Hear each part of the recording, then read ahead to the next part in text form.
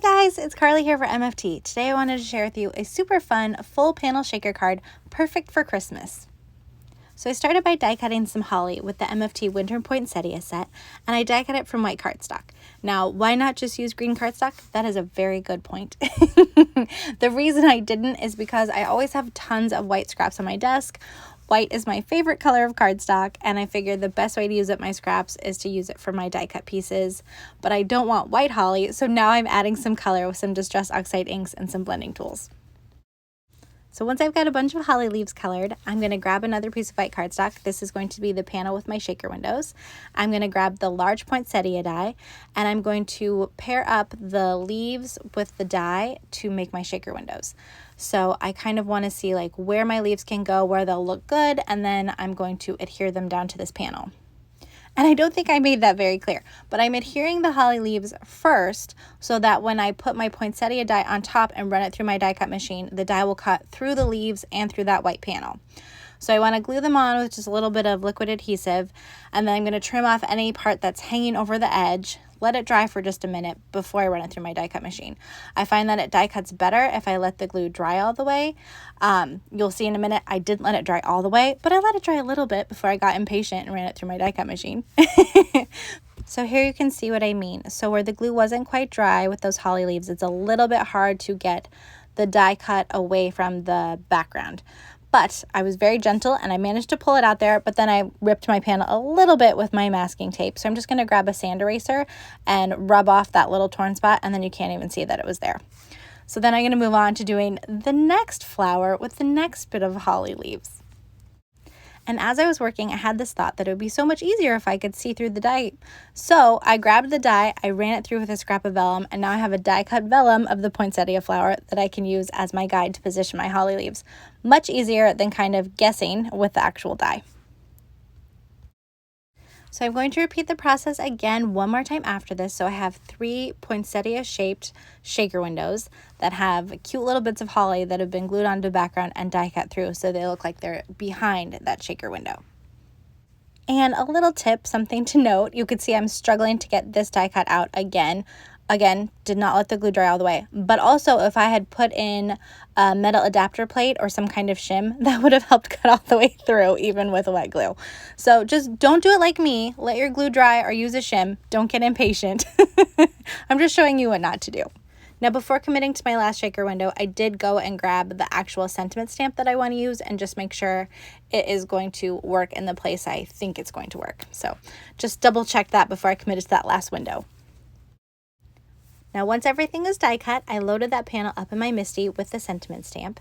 And before I commit to stamping onto my panel, I'm popping a sheet of acetate on top so I can ink up the stamp on the acetate, and double check that I have that stamp where I want it and then I have it lined up straight and all that good stuff.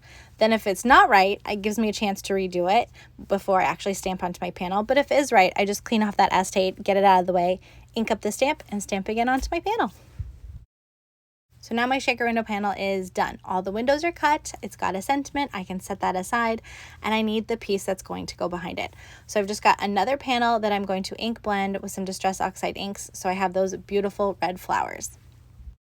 Having that shaker panel nearby is handy because I can pop it on top and make sure I've got color in the right spots. And also now looking back, I wish I would have chosen colors that were a little bit more different, like a darker red and a much lighter red, or maybe even a dark pink. But oh well, it still turned out nice. Just a thought for the next card. Next, I need to work on my shaker container.